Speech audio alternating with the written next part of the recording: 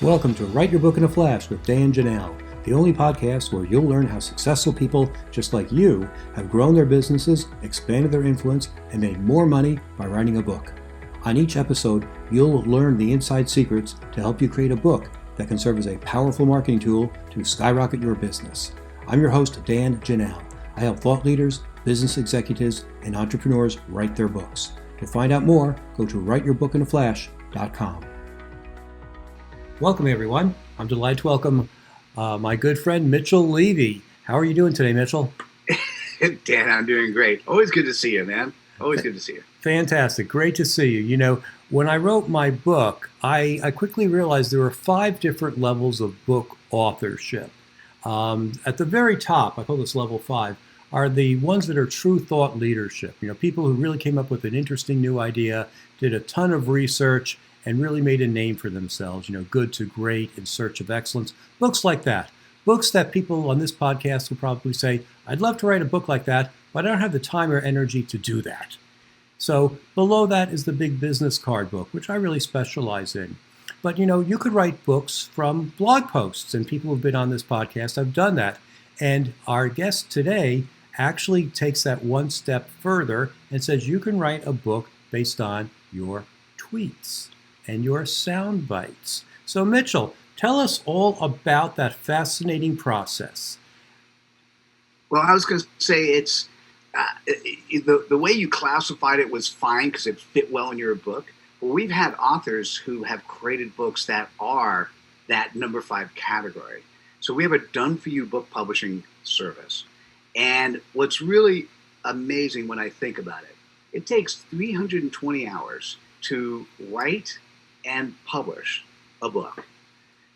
What we do with our company, with Think Aha, I'm going to save you 310 hours, and I only need 10.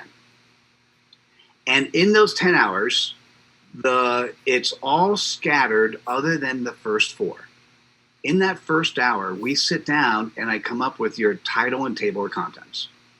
And typically what happens is the title of your book also is your CPOP, your customer point of pain. So I've interviewed 500 thought leaders on credibility, and 98% cannot articulate without a little bit of support who they serve and how best they serve.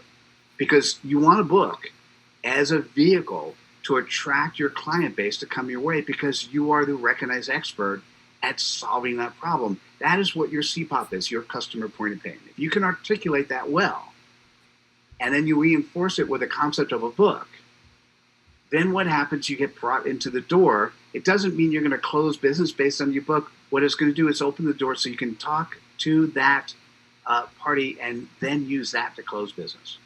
Fantastic. And so, okay. I'm sorry? I'm sorry. Go ahead. I'm sorry. I cut you off. I thought you were done. Oh, no problem.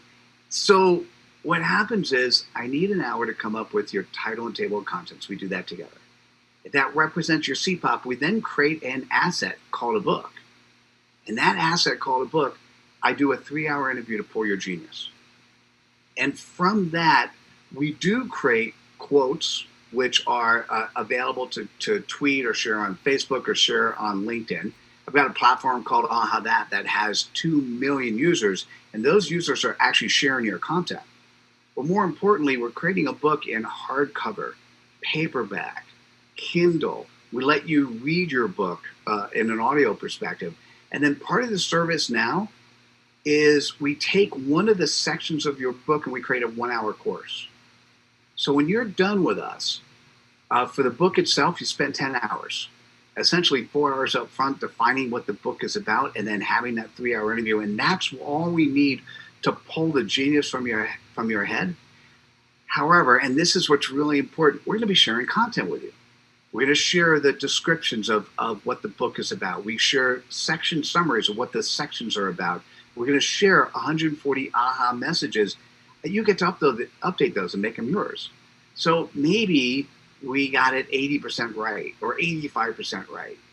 The other 6 hours of the total 10 hours you're going to spend writing is you're going to go in and you're going to be taking a look and giving us ideas for the cover, giving us ideas for the content that needs to go in board. And Dan, here's one other thing I'll say. As part of the interview, I use a concept called the parking lot.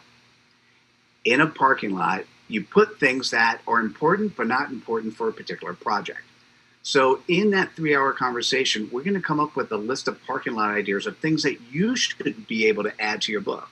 So I have books in front of me that the author, I have one author, he's taken an ebook that he was already using, and that's an appendix of the book. Or we might say, hey, listen, you need to do a video of the following to make stuff happen. And so the book itself, the one thing that's interesting is I do not believe that books today are the only way in which we can communicate. These are things which are physical things. So we include QR codes in our books that then point to videos of you talking to sections of the content. And so your ability as an author is to be able to reach out to people in so many different ways, in video, in audio, in the audio book, in PDFs, in the Kindle, in paperback, in hardcover. And essentially, if you want to spend your time, that 310 hours we're saving you, marketing yourself and getting your brand out there, while we do the writing and publishing of the book, we press the easy button. Fantastic. You made that seem so easy. You know, I thought that you actually took someone's blog posts and tweets and whatever and edited from there. And I guess you could do that too, but I didn't realize you actually would interview people who don't have any content at all and find out what's inside their head and create the content from there. So I guess it works both ways. Very cool. And then after you create that content as a book, it can be tweeted out or put in blogs or turned to video. So you get a lot of bang for your buck in terms of creating content. So that's really cool.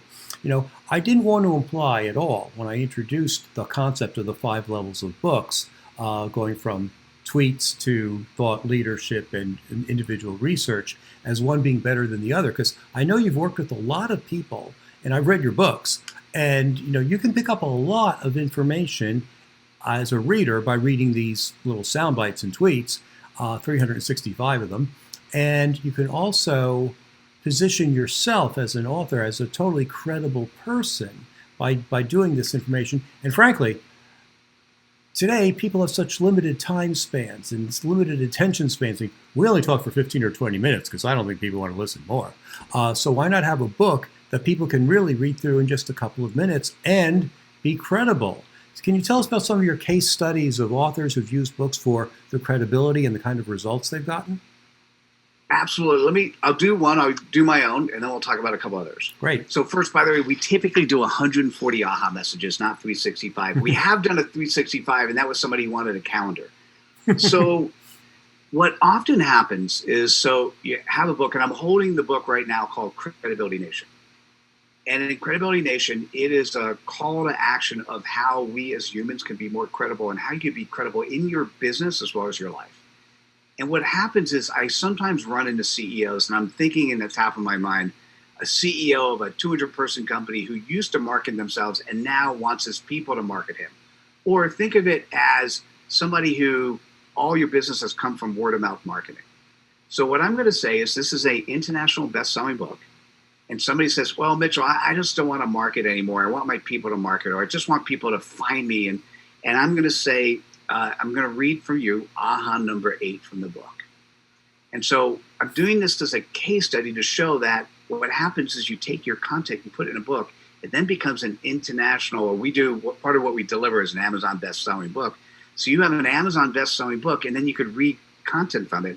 So I'll often say with aha number 8, it says, if you don't want to talk about yourself and your credibility, and your competition does, who's going to get the job?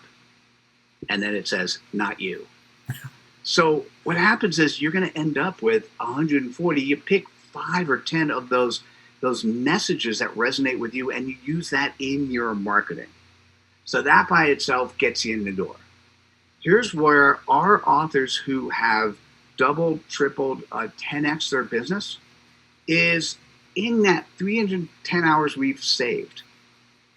What they'll do is while we're writing and working on the publishing, they'll they'll come up with their Dream 100. They will then create FedEx envelopes, handwritten notes. And when the book comes in, they sign the book. They might put a sticky pad next to the aha message that's relevant, and then they'll send the books out. And those people who have done that, and A, the calls will come in. B, you do follow-up calls with those people who haven't followed through with you. Those people who have done that have 2x, 3x, 4x, 10x their business. Because what happens is the content's there, the validity is there, the credibility is there. And now what they've done is instead of spending 320 hours writing and publishing, they spent 10 and have extra time to actually go out and attract those people who should be doing business with them. Fantastic. Let's get a little bit deeper on that marketing. Do they put a little sticky note on page 53? Do they highlight the page? There's their cover letter? Give us a little bit more of the tactics there. Oh, so yes and yes. Good. Yes and yes. There's no right and wrong on anything. For me, for instance, since I read AHA number 8, I'd have a sticky pad on AHA number 8. And for instance, let's say I had 20 people who were like that. I might have a cover letter that I create that actually specifically references AHA number 8 in the cover letter itself. So please look at page so-and-so, take a look at AHA number 8. Oh, by the way, there's a couple other messages in there you need to resonate with as well. I mean, the clearer you can make it so that you're directing your prospect to a potential solution to their pain point. The clearer you can do that and the quicker you can get there, the quicker the follow-up step happens. Definitely. I'm just curious, what kinds of topics or people work best with a AHA book? Oh, it's a beautiful question. And as you were talking before, so you don't need to have books. You don't need to have any social media. You do, however, need to be smart and knowledgeable in the area that you have expertise. And it can't just be book smart, because if what happens in the 3-hour interview is I'm pulling the genius from your head of how you serve your clients. And I have to tell you, Dan, it's the most funnest part of my day when I get to actually spend 3 hours focused on somebody else's credibility and their energy and what they do and how they serve. And so I'm trying to think about how best. I have turned people away because they're just not ready. Like if you don't know your CPAP and we can't figure it out, you don't know who you serve and how yet, I would make recommendations of how you go about servicing and getting more clients before you write your book. It has to be, if you're not credible in how you communicate, if in the conversation what's happening is I'm seeing inconsistencies, once again, we just couldn't. I've got this moral fiber, this code, this credibility thing I can't publish if somebody's making shit up. And so what I want to be able to do is I want people to be credible, and credibility now has, having done the 500 interviews, there are 10 components that represent credibility. And at the end of the day, people need to know, like, and trust you. And I've created components underneath each of those. And what your book does, your book is an interesting way for people to get to know, like, and trust you. In particular, though, it's a little bit more about the know and the trust. And what we do is we integrate the videos to get them to like you a little bit more. And if during the interview, Dan, I guess if I don't like you, I mean, if it's not working because what I'm doing is finding inconsistencies in how you talk, I will politely back out. Mm-hmm. And so what does it take? Someone who's knowledgeable, capable, who has experience solving the problem that they want to write the book on.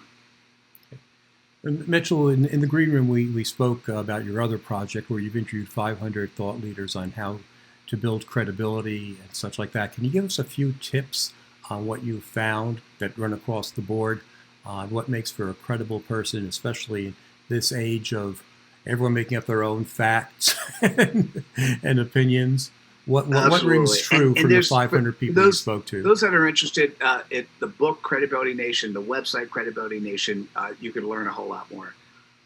for a couple tips. I'm trying to think about my most favorite. Uh, it was actually, you and I had a conversation about J.V. Crum. It was somewhere around interview 80. I was on, and I now I've done probably 550, 600, but I did 500 interviews to get to the book. Around interview 80, I was in the green room with J.V. Crum, and he goes, Mitchell, what are we going to title your show? And he goes, and I was thinking to myself, well, what have I learned so far? It's my first actual podcast, having started the interviews. And I came up with a simple phrase. It is show up when you show up. And I'll tell you what that represents. It means coming early, being prepared, coming with your heart. So I was doing and still do a live show. What I have to tell you is 23% of people come late, 4% come after the half hour. All right. Now, if I'm going to recommend you to somebody else and you come late to a live show, guess what? You're not going to get my recommendation. I'm not going to want to work with you. It's so coming early, particularly if you're doing a live show, coming early is 10 minutes over 4. Dan, I was hanging out 10 minutes over 4. Coming on time is between 9 minutes and 4 minutes. And I have to tell you, if you're doing a live show, even coming at 4 minutes is you're going to make the host crazy. Coming late is between 3 minutes and 0, and coming rude is after the hour. So 1, come early. 2, come prepared. Make sure that you've Googled the person's name ahead of time and you know what's going on in their lives. I've had people come to me to try to sell me a product, and the first words out of their mouth is, oh, hey, Mitchell, tell me what you do so I could sell you my product. I have to tell you, that conversation did not go the way they expected. So show the respect. If you have a conversation, a meeting scheduled with somebody, show the respect to look at their website, see what's going on before you talk to them. And then the last piece is come with your heart. So it turns out when people would first come into the green room, it was about 50-50. Those people, some people were so nervous. Some people just never showed up with their heart. They don't show who they are. And by the time we're done with the green room conversation and have the actual talk, I would say 80% of the people came with their heart for the interview itself. Now, let's say that's 20% who didn't. They didn't because maybe they couldn't. And initially, if I started interviewing right away, it'd be 50%. 50% of the people showed up not showing their heart. So let's be clear. If you don't show your heart, I can't see you. If I can't see you, I can't get to know you. If I can't get to know you, I can't get to trust you. If I can't get to trust you, why would I want to do business with you? So what did I learn? Show up when you show up. Come early. Be prepared. Come with your heart. Fantastic. That's great information. For people who want to write a longer book, or actually, let's go back to the aha books and the idea, how can they get into the right frame of mind to begin to work with you? Because a lot of people, well, I find that people have a couple of things that hang them up. One is that they think that there are 100,000 other books on this topic. Why do I need to write one? Who would listen to me? And the second is the imposter syndrome. It's like, why am I so great? Why should I be writing this book? Who am I to write a book? How do you deal with those kinds of issues for your clients? Now, do you realize both those questions have the same answer? As I was phrasing the question, I was thinking the same thing. Yeah. So you tell the answer. Go right ahead. Because you and I play in the same space, so we know they sound like different questions, but they're really the same answer. And that is the book to get you. So first, let's do the big picture, and then I'll answer that question. Here's the big picture. In the old days, a thought leader was somebody who was handpicked by a publishing company who said, you're the expert in this space. Spend 1,000 hours writing this book. We're going to tout you around the world, and we're going to make money based on your book sales. And that was the thought leader. And they would stand on top of the mountain, and they'd shout their directions, and their flock would say, okay, how high do you want me to jump? Where do you want me to go? What do you want me to do? Those days are gone. Just to be clear, those days, having somebody look at you and say, oh my God, you're amazing, write a book, your life's going to change, that's not going to happen. Period. Now, there might be, like winning a lottery ticket, the occasional person who gets on the Oprah or something happens where amazing things happen. So what happens is, let's look at what your book is, and I'll answer your questions directly. Your book is your point of view. Your point of view should be, and by definition, is different than everyone else's point of view. And so you're going to take your point of view of how you solve, how you address the clients whose issues you want to address. And what happens is they're using that asset in an asynchronous form. So synchronous communication is when you're talking to somebody. Asynchronous is when they are looking at your website, looking at your social media, looking at an interview like this. By the time you watch this, you're watching this, you're interacting with this, you're listening to this podcast. It's asynchronous, right? You're getting a feeling of me, you're getting a feeling of my heart, but you're not being able to ask me questions directly. A book is that as well. It's an asynchronous vehicle to help communicate that you are credible and have expertise in solving that problem. What a lot of people do, Dan, is they want to write a book on what they have expertise in yesterday. And that's not what you want to write a book in. You want to write a book in is how you have expertise that's going to get you to tomorrow. And so it's your point of view that focuses on your expertise that allows you to open up the doors with those prospects who have the same issue that you've talked about. They want you to help solve. And by definition, your point of view is different than everyone else's point of view. If it's not, by the way, that's a different question, and we'll take that to the psychologist. And if your point of view is different than everyone else, your book will be different than everyone else's. And so what I do as part of that interview is pull out your genius, pull out that expertise, pull out the piece of you that sort of is, oh, this is the audience you're going after, and this is what you said. What about that? And occasionally I'll give ideas of where people can create their business, because what happens with a Think Aha book as part of the interview is I'm helping the person create a book that's there for tomorrow. Sometimes it's things they thought about. Many times it's things they thought about. Occasionally it's things they're not. And then one of the questions you started that you then reversed on is, how do we make your book bigger? Well, that's where it's really cool. When we're doing the interview, I'm going to suggest that there are things we talk about that don't belong in the book that we typically do, however, can go there. So remember, I'm saving you 310 hours. What happens if you say, oh my God, Mitchell, I got to write a chapter on this.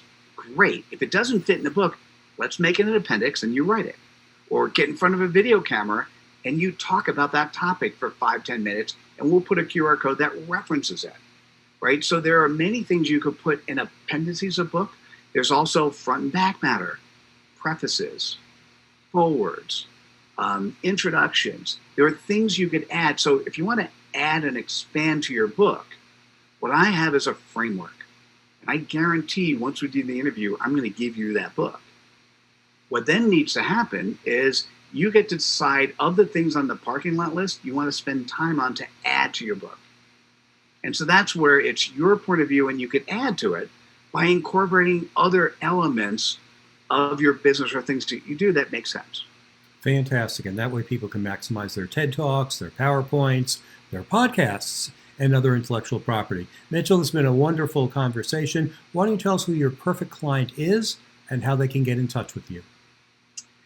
You know, the perfect client is the one that when you hear this, you know it's true. And you're really interested in finding more prospects and closing more business and delivering on what you were brought to this earth to do, delivering on your service purpose. Your service purpose is not to sit down and write a book. So my best clients are those people who go, oh my God, if I could snap my fingers and have this asset. By the way, we're 4 months from the time we start to the time you're an Amazon best-selling author. So if the person says, oh my God, I would love to do that, and you could still write your book and get that done a year or two from now. But 4 months from now, if you want an asset that you could use to drive more business, that's the perfect client. And then how best to get a hold of me? You know, I've got a number of different sites you can go to, and you're gonna put in the show notes. ahathat.com/author is where you can read about the book writing process. But if this was interesting to you, go to the website mitchelllevy360.com, And there, what happens, you'll see it'll reference my social media or reference some of the things I'm doing, including Credibility Nation. And if you want to book time directly on my calendar, it has my calendar. You can book time directly there. And for me, it's about cutting through the junk and getting directly at, listen, if you need to talk to me, talk to me. If you're going to waste my time, please just don't make the meeting in the first place, because it's not a good use of our time. And I don't mean that in a negative way. It's not a good use of your time.